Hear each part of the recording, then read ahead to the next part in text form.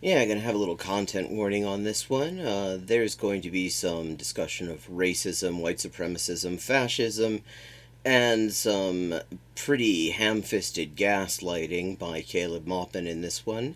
If those are things that you can't deal with right now or at all, this might be one to give a miss. And if that's the case, let me just recommend some come down viewing for you. It will improve your day, I guarantee it. The search term is Talking Porcupine. You will not regret it, I assure you. Well, fuck a doodle doo. We certainly have had some interesting takes on coalition building lately from two fine fellows who aren't leftists but play them on the internet. First, Vosh and Mini Vosh showed up to explain how Andrew Tate is somehow the left's fault because we take fighting racism and misogyny too seriously, you see. Then, original Flavor Vosh went on to tell us in his patented "you don't have to know anything if you talk in a sedate and authoritative sounding tone" drone that there's no reason revolutionary anti-capitalists shouldn't try to appeal to billionaires. It's like saying we should be trying to appeal to billionaires to fund the left. That might be convenient, but... Yes. Oh my God, yes. A single billionaire distributing money through left-wing media channels could single-handedly undo an enormous amount of influence. One of the reasons why there are so many, like, out-of-nowhere right-wing grifters who suddenly become prominent is because there's an enormous amount of... It's like they're allergic to winning, man. Think of all the money. Why should Nazis get all that billionaire feed? Why wouldn't billionaires bankroll people who want to take away their power and stop them living at everyone else's expense? Class interest? Never fucking heard of it.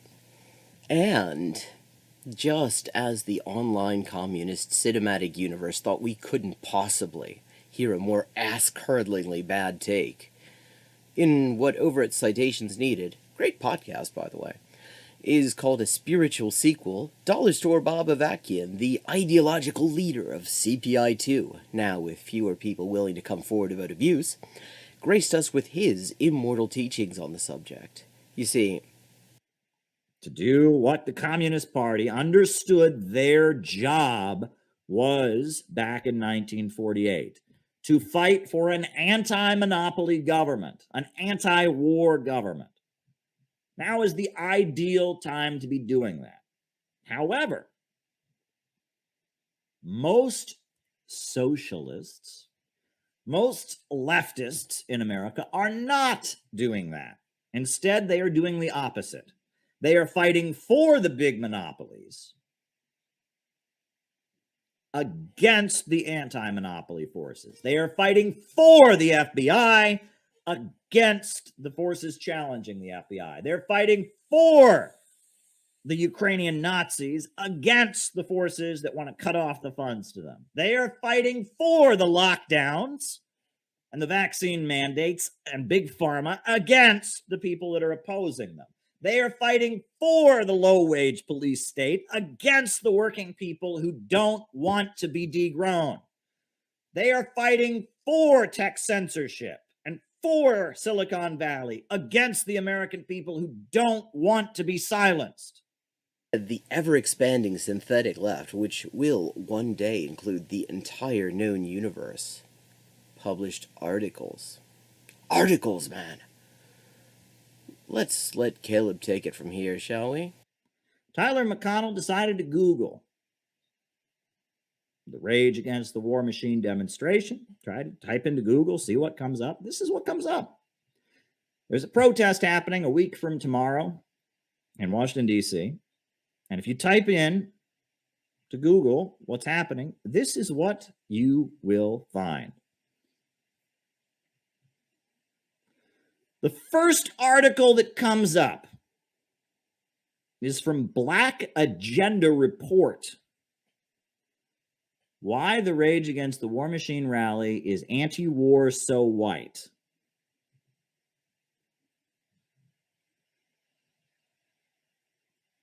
Silicon Valley rigged the search engines to make sure that articles written by fake socialists, identity politics, woke jokers came up.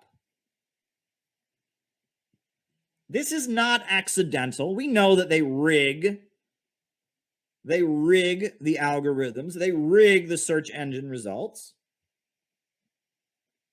Black Agenda Report has decided that everyone who goes to this rally is a big fat racist. Oh my God, they're racist. And it just so happens that the Silicon Valley fascists, Bill Gates, Mark Zuckerberg, agree with Black Agenda Report. And they have rigged the search engine to promote their woke condemnation of this rally. The screenshot's right there. That's right. Big tech and the international bankers and the deep state got together to relegate search results promoting the white nationalists for peace. Rage Against the War Machine rally to the second and third top search results. Nobody will ever find them there. There's only one word for that kind of thing. And the search engine results are being rigged. Because a true ideological leader needs to have the courage to address adverse arguments head on. Caleb shows exactly what Google so nefariously promoted at the expense of the rally itself, which, just to reiterate, was buried in second and third place on the top page of Google results. Actually, he doesn't. He just skips over Jacqueline Luckman's article entirely. And just apologies to Jacqueline Luckman if I'm mispronouncing her name. I've never heard it pronounced, so sorry about that in advance. Caleb wouldn't be hiding anything from us, would he? Of course he is.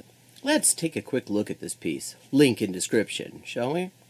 In essence, Jacqueline Luckman, who has written extensively against the U.S. arming Ukraine, right on Black Agenda Report, is doing a deep dive into the U.S.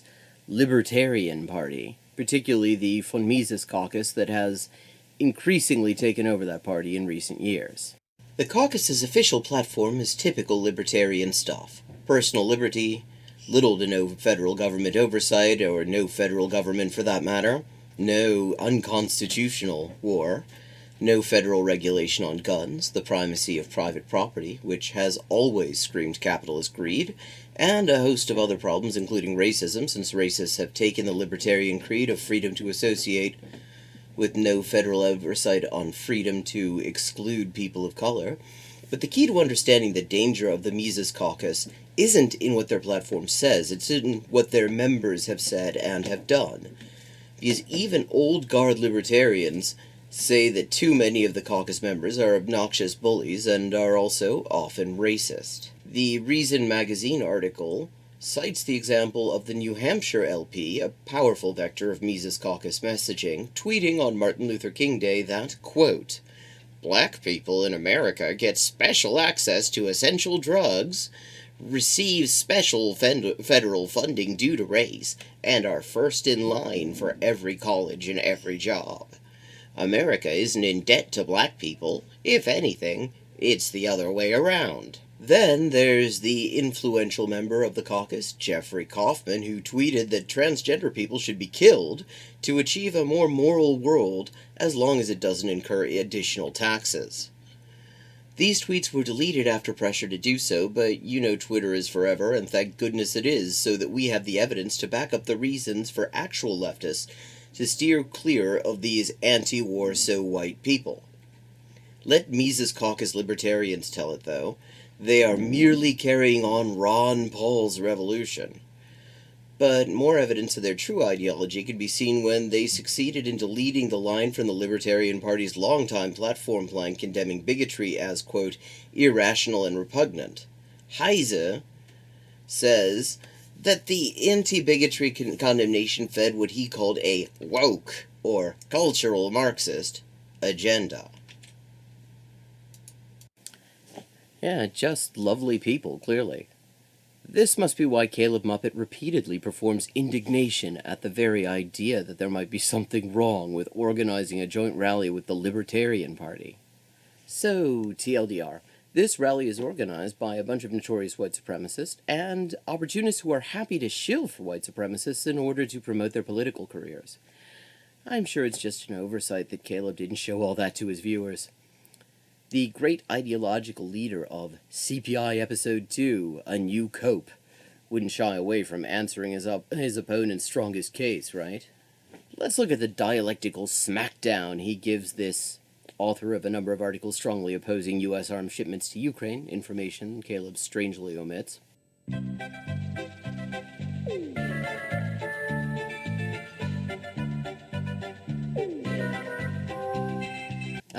Yeah, I'm being told by my producers that Caleb actually does not engage with the content of this article at all. But let's move on, shall we? Caleb already has. He's a dynamic guy, Caleb, never one to tarry, though he did leave those Google results on screen showing that the rally he's shilling for is promoted in the second and third top search results for quite some time. Just to show you that he considers his followers to be complete fucking marks, the kind of gullible schmucks who will have conclusive evidence that he's full of shit right in front of their fucking faces and still not click away in contempt. You see, Caleb's found what he assures us is the best article criticizing this rally. Surely he'll engage in depth with the content of this one at least. Nope. The article's by Melinda Butterfield, whom he misgenders every single time. Well, nearly every single time he has occasion to refer to her by pronouns. Who Melinda endorsed in 2008 and voted for when he was a member of the Workers' World Party, or she was a member of the Workers' World Party. And based on his honest assessment, or her honest assessment, I apologize, and they're secretly plotting to wipe out other races. That's what this says. Do you think that Melinda really believes this? Really believes that this rally is some kind of neo-Nazi conspiracy intended to strengthen the grip of an openly fascist white supremacist movement? Do you really think Melinda believes this? I don't. I know this person. They're not stupid. I knew this person. They're not stupid. They're not stupid. They're not this stupid. They're not. They're just lying. This is their job. All we get to see of the piece is... But folks, the denunciations of this anti-war demonstration have gotten to be so unbelievably stupid. So unbelievably stupid. This is the best one I could find. It's by Melinda Butterfield. Melinda Butterfield gave her opinion of the upcoming protests. This is what Melinda Butterfield wrote, right? There's a whole long screed about Lyndon LaRouche and all kinds of stuff that's not really that important. But here's the most important sentence in this article, this brilliant article written by Melinda. This is what Melinda writes about the Rage Against the War Machine rally. Quote, "Its true purpose is to strengthen the grip of the openly white supremacist movement in the United States based on anti-trans panic, hatred of migrants and refugees, censorship of Black and LGBT history, and robbing women of their right to abortion." Now, we'll take a closer look at the rest of the piece now in a minute. But first, you really must see one more classic Caleb Maupin rebuttal. That is the dumbest thing I've ever heard. You have to have a hole in your head to think that that's the case. Wow, just wow. I didn't know how I could have ever doubted that Caleb would bring it. Shit, I haven't seen rhetorical brilliance like that in a long time. A really long time. I think it must have been in primary school. But he does have a point, doesn't he? I mean, what would a bunch of fascists and white supremacist shitmasters possibly stand to gain from glomming onto naive and opportunistic leftoids, other than some willing shills to front for them and claim that they're just because they're a bunch of fascists, that doesn't mean we should cancel them? After all, the far right has only been using this exact strategy around the world since the early 20th century. if you don't think these people are lying sacks of shit, if you think that they're honest, you think that they just really believe this. Caleb, you have your beliefs, you really believe the stuff that you believe, and it looks like these people, they just believe their stuff, Caleb, they just have their beliefs, Caleb. Well, if that's the case,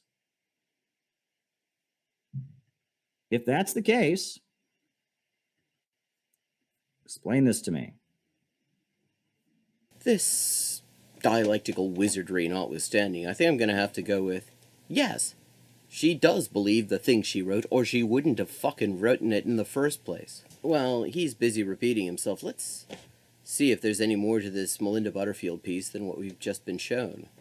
I have kind of sixth sense about these things, you see, and that word, however, makes me think that just might not be the only paragraph in the piece. Oh, would you look at that? It isn't. Turns out that the article is one more detailed discussion of all of the eminently dodgy people who organized the White Rage Against the War Machine rally. Quote, "This is the context of an event called Rage Against the War Machine, planned for February 19th in Washington, D.C., and billed as an alliance of left and right against the U.S. proxy war in Ukraine. While feinting to the left with a slate of progressive-sounding demands and headlined by some left-ish journalists and social media personalities, the event is being driven by the far right, including allies of Donald Trump. It features racist, anti-trans, and anti-worker speakers like Tea Party founder Ron Paul, a former member of Congress from Texas, anti-trans bigot Tulsi Gabbard, another former representative, former Judge Andrew Napolitano, a past Fox News host who was considered by Trump for a Supreme Court seat, and representatives of the Libertarian Party and Lyndon LaRouche's Schiller Institute. The most prominent representative of the left on the bill is Jimmy Dore, a YouTube personality known for appearing with the likes of arch-bigots Tucker Carlson and Joe Rogan. It's no surprise that the announced speakers are almost entirely white, with no recognized representatives of progressive Black, Latinx, Asian, or Native communities and organizations, nor the LGBTQ+ and feminist movements. Cut. The ultra-right is preying on the weakness and confusion that has plagued the anti-war movement since the outbreak of open conflict between Russia and NATO's proxy regime in Ukraine last year.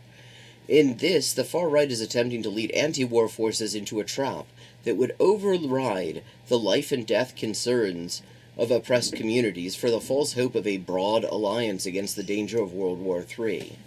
Its true purpose, however, is to strengthen the grip of the openly fascist, white supremacist movement in the U.S.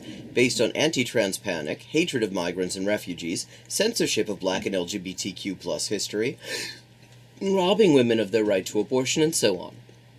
Some of the anti-war left are desperate for an alliance with the far right, having no confidence in the multinational working class, the only force historically capable of stopping imperialist war and halting the advance of fascism. This is reflected in the details of the lineup and the sponsors of the February 19th event, including a libertarian wing of the Bernie Sanders electoral movement and so-called patriotic socialists like the Center for Political Innovation. That's what we in the biz call a shout-out. These leftists have been part of a trend that platforms fascists while denigrating and dismissing the most oppressed sections of the working class, who have the least to lose and the most to gain from a revival of revolutionary class struggle in the U.S. Black and brown people, migrants, Muslims, women, trans people, the LGBTQ+ community, the poor, the disabled, etc. Let me just emphasize that all I'm doing is looking up the articles that he's attacking. That's it. No other research needed. All you have to do is look at the rest of the articles that Caleb himself has drawn his viewers' attention to see just how dubious this anti-war rally is. It really cannot be said enough that Caleb Maupin's target demographic is people who will look at his treatment of these articles and not even wonder whether there's something he doesn't want them to see. People will see statements like this and not wonder at all why someone might say such things. If you're a Maupin stan, just know he thinks you're the biggest rube in Rubetown. Caleb spells Marx with a KS, and he's confident you're one of them. So far, so Maupin. But things are about to go off the rails like a Norfolk Southern hazmat train. First, though, the Muppet's gonna lay some theory on us. He occasionally likes to show people that he's actually read at least some of the books he uses as a background in his videos, and so here goes nothing. There's a really important essay by Vladimir Lenin, and it's about how, when World War I broke out, all these socialist groups that claimed to be so revolutionary supported World War I. It's called Imperialism and the Split in Socialism. It's 10 pages. It's not that long. You should read it. And at the very end of the essay, I've quoted it to you all a million times,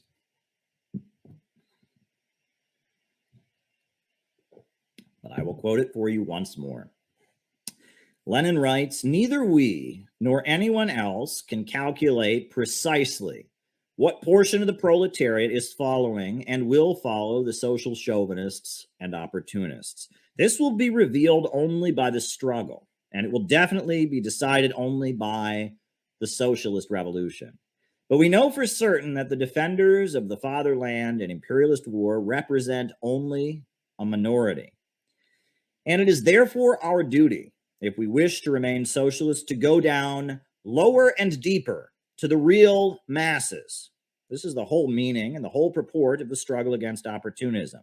"By exposing the fact that the opportunists and social chauvinists are in reality betraying and selling the interests of the masses, that they are defending the temporary privileges of a minority of workers, that they are a vehicle for bourgeois idea and influences, and that they are really allies and agents of the bourgeoisie, we teach the masses to appreciate their true political interests and to fight for socialism and for the revolution through all the long and painful vicissitudes of imperialist wars and imperialist armistices. The only Marxist line in the world labor movement is to explain to the masses the inevitability and necessity of breaking with opportunism, to educate them for revolution by waging relentless struggle against opportunism, and to utilize the war to expose the utter vileness of national liberal labor politics." Fascinating. I really must say that this is a truly fascinating choice of a quote to bring up when one's arguing in favor of riding the coattails of billionaire-funded reactionaries and literal neo-Nazis. Imagine thinking that a quote that blasts both opportunists and social chauvinists in defense of an opportunistic alliance with some of the most socially chauvinistic social chauvinists who ever chauvinisted socially was a good idea. But remember, we're 19 minutes deep at this point. Caleb is talking to a self-selected audience of dickheads who either lack the intellectual curiosity to look up and at least skim the articles he's been attacking, or already know he's full of shit and are cool with that. An audience like that isn't going to quibble over terminology. Me, though, quibbling over terminology is kind of my day job. So let's quibble, shall we? I have here in my hand a copy of a 1978 East German edition of Lenin's State and Revolution, which just so happens to include a glossary of terms. To be clear, I'm not saying I agree with everything in these definitions. I'm using them because they are definitions that are used by a source with impeccable Marxist-Leninist credentials. After all, Muppet does like to cosplay Marxist-Leninism from time to time, provides to explain what Lenin meant when he used these very terms. The original's in German, so I'm going to provide my translation alongside it. Chauvinism. Reactionary bourgeois ideology in politics. Extreme expansionistic nationalism that is connected with ethnic hatred and seeks to promote open, direct, and brutal discrimination, subjugation, and plundering of other nations and peoples. Formally, it represents the supposed superiority, the hegemony of one nation over other races and nations. Its social content is the glorification of the rule of the ruling classes of one country over their own and other nations, the justification of imperialist wars under the pretext of defending the fatherland. Chauvinism, which has no scientific basis and is injected into the popular masses with demagogy, lies, and sloganeering, is pervaded frequently by racist and revanchist and almost always by anti-communist views. Opportunism. Bourgeois ideological current in the labor movement that serves the imperialist bourgeoisie in their attempts to integrate the working class into the state monopolistic regime. Opportunism denies the necessity of class struggle, the revolutionary abolition of the capitalist socialist order under the leadership of the working class and their fighting party, and the creation of the dictatorship of the proletariat. It means open renunciation of Marxism and is rooted in the bourgeois worldview. Its main political function is to split the labor movement and politically and ideologically bind parts of the working class to the capitalist system in the interest of maintaining that system. Social chauvinism, term coined by Lenin during the First World War for the advocacy of defending the fatherland and supporting the imperialist war policy of their own country, including support for annexationist programs by opportunistic social democrats, right-wing social democratic leaders. Ellipsis. Social chauvinism means foregoing class struggle, collaboration in the oppression of the economic and political struggle of the working class, approval for war funding, participation in the imperialist government or other state institutions, e.g. the state monopolist regulation of the war economy. But now, we need to put all that out of our heads, because the premise going forward is going to be that opportunists and social chauvinists are the sort of people who don't make a habit of allying themselves with billionaire-funded reactionaries and fascists. People who actually acknowledge that support for capitalism inherently means support for imperialism and war, and that a party like the Libertarian Party that fanatically advocates for unfettered rule by the capitalist class can never seriously be considered to be anti-war in any but the most temporary, superficial, and opportunistic sense. You see, it turns out that these opportunists who insist on not organizing with declared enemies of the working class like the coterie of fascists and other reactionaries who organized the White Rage Against the War Machine rally, only oppose the libertarians, Ron Paul, and the neo-Nazis who organized the Charlottesville pogrom because... That's what it's all about, right? They hate low-income white people. They're very open about that. And they actually hate low-income black people. And they hate Chicano people, too. They're just not as open about it. They are more afraid of the rabble. They are more afraid of the rabble. They are more afraid of the black folks in Oakland. They're more afraid of the black folks in Louisiana and Alabama and Mississippi. Just like when Caleb explained to us that he was the real target when they assassinated Dugan's daughter, he now teaches us that the synthetic left is actually targeting black people, Latinx people, and poor people generally by attacking such beloved institutions of BIPOC and the proletariat as a whole as the Libertarian Party. But just when you think he's already shown us his whole ass, Caleb kicks it up a notch. World War III that is hanging over our heads is being fought to defend the temporary privileges of rich kids in Williamsburg. It is being fought to defend the temporary privileges of the cosmopolitan middle class. Somebody's clearly taking Joe Biden's claim that the pandemic is over to heart, because that is some really mask-off shit right there. Williamsburg, for those who aren't familiar with it, is a neighborhood in Brooklyn, New York, whose longtime residents include Caleb Maupin himself, in case anyone thinks he doesn't know this. Best known for its ultra-Orthodox Hasidic Jewish community. As Sophie from Mars has noted on more than one occasion, Caleb Maupin can't extend a finger without Jews being on the other end of it. And for anyone who, like Caleb, thinks that all Jews get access to the Rothschild and Soros family bank accounts on our bar and bat mitzvahs, let's just note that the ultra-Orthodox community is the brokest segment of the Jewish population. According to even the laughably inadequate U.S. official definitions, 43% of the ultra-Orthodox population in New York are poor, and 16% are near poor, which is to say that by any realistic measure of the cost of living in what is one of the most expensive cities on the planet, most, if not all of them, are living in poverty, and nearly half of them are living in severe poverty. But yeah, I'm sure that an extremely poor, isolated Jewish community in Brooklyn are totally the driving force behind U.S. support for arming a regime that has fairly cluttered its cityscapes with monuments to men who collaborated with the literal OG Nazis and murdered hundreds of thousands of Ukrainian Jews, including some of their own relatives. But moving on, because Caleb manages to cover an astonishing amount of ground in this video, some of you may remember the days when he defended his decision to platform a notorious British TERF by proclaiming himself a committed advocate of LGBT rights. Not only have I always taken this position, but I've been quite active around it. Before I was a journalist, when I was an activist, on many occasions I took to the streets of New York City to march for trans rights. The thing is, I've always understood the transgender issue to be an issue of human rights. Transgender people are victims of hate crimes very frequently by bigots who somehow feel threatened by their very existence. Transgender people have difficulty finding jobs because of discrimination in employment. Transgender people often face being kicked out of their households because their families reject them and don't accept them. How do you feel about transgender people, if I might ask?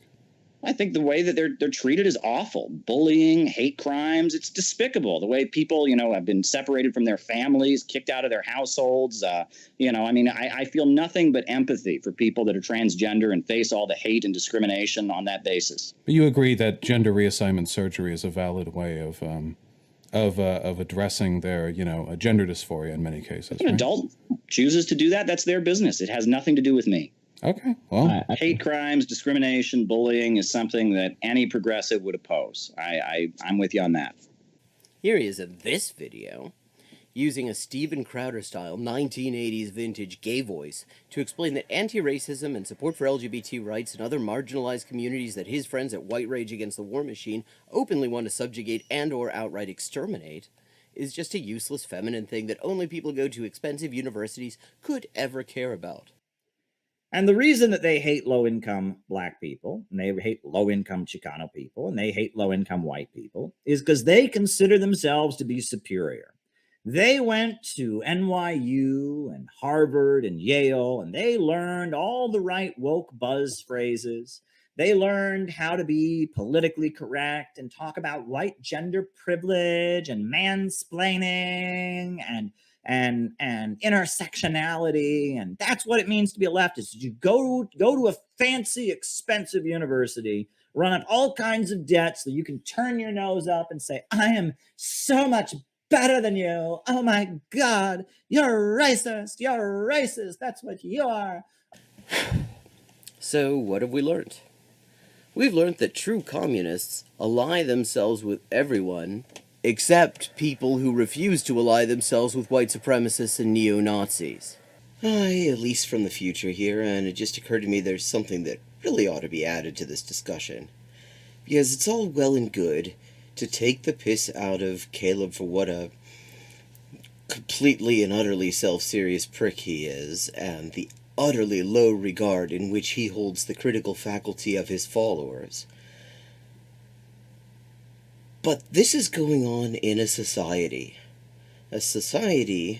in which, in an increasingly large part of the United States, laws are being debated, being outright enacted, or have a good chance of being enacted in the very near future, against trans people that would fit the international legal definition of genocide, but for the fact that that definition does not take into account the possibility of people being targeted for genocide based on gender and sexuality.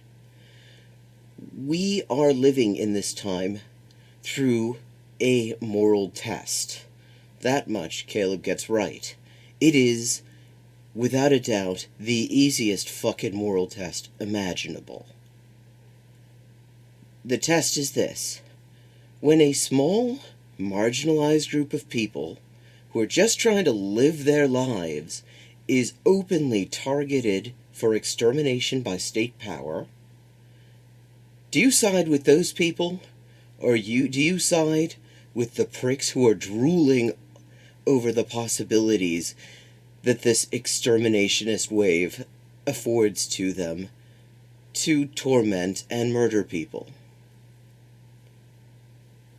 Any person whose conscience has not been corroded into liquid shit by opportunism and or bigotry knows what side to stand on.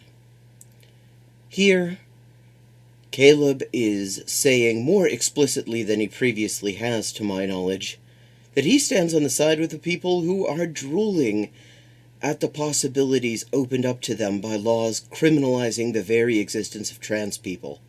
People who are openly celebrating that shit. He has stood to be counted with people who are engaging in genocide, not on the other side of the world, not hypothetically, but who are doing it right the fuck now. That's who Caleb Maupin is.